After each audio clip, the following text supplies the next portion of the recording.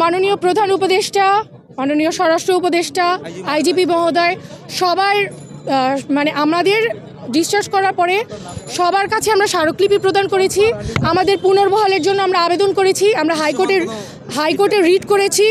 আমরা এখনও পর্যন্ত দৃশ্যমান কোনো আমাদের পক্ষে কোনো রেসপন্স আমরা পাইনি।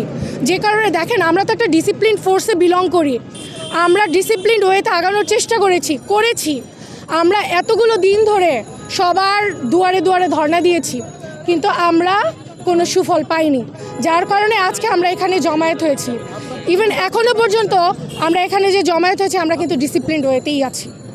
আমরা চাই তারা আমাদের বিষয়টা পুনর্বিবেচনা করুক, আমাদের দিকে মানবিক দৃষ্টিতে দেখুক, আমাদেরকে পুনর্বহাল করুক।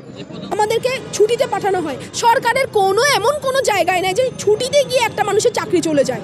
আমাদেরকে যারা পাসিং আউটে থাকে না, আমরা যেহেতু পাসিং আউটে প্র্যাকটিসরত ছিলাম, আমাদেরকে হঠাৎ করে একদিন পাসিং আউট থেকে আলাদা করে ফেলা হয়। তার রিজন আমরা জানি না কেন আমাদেরকে আলাদা করা হলো। তার 3 দিনের মধ্যে শোকজ লেটার দেয়, বলে যে কৈফিয়ত দাও। কৈফিয়ত জমা দেওয়ার পরের দিনে আমাদেরকে বলে তোমরা ছুটিতে যাবা। আমাদেরকে জোরপূর্বক যে কোনো কৈফিয়তের জন্য 3 দিন সময় দেওয়া হয়। আমাদেরকে 2 দিনের মধ্যেই কৈফিয়ত জমা নিয়ে তার দুপুরবেলা হুট করে শুক্রবারে এসে বলা হয় যে 2টার মধ্যে ব্যারাক খালি করো। কেন? স্বরাষ্ট্রমন্ত্রী দপ্তর থেকে সবাই আসবে, এটা হচ্ছে ওদের একটা সিকিউরিটির একটা বিষয় থাকে। এটা একাডেমি থেকে এসেছে যে তোমরা যারা পাসিং আউটে থাকবে না, প্র্যাকটিসে নাই, তারা সবাই ছুটিতে যাবে। কারণ এটা হচ্ছে স্বরাষ্ট্র উপদেষ্টা আসবে, প্রধান উপদেষ্টা সবাই আসবে, বিভিন্ন তাদের সিকিউরিটির একটা প্রশ্ন থাকে যে ব্যারাকে এতজন থাকলে এদের জন্য আবার ফোর্স মানে ওদেরকে শৃঙ্খলায় রাখার জন্য ফোর্স করতে হয়, তলব করতে হয়। তো আমাদেরকে ব্যারাকে বাড়িতে পাঠাই দেওয়া হয় 5 দিনের ছুটি। আমরা এখানে এসেছি আমাদের 321 জন ক্যাডেট সাব ইন্সপেক্টরকে পুলিশ এখানে থেকে অযৌক্তিক কারণে প্রত্যাহার করছে, ডিসচার্জ করছে।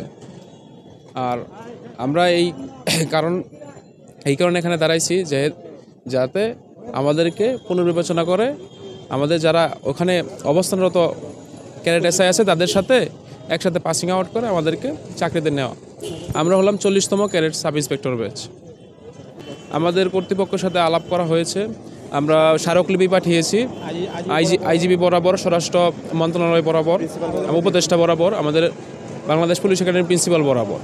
তারা এখনও কোনো আশ্বাস দেয়নি, যার কারণে আমরা এরকম মানববন্ধন কর্মসূচি আসতে বাধ্য হয়েছি।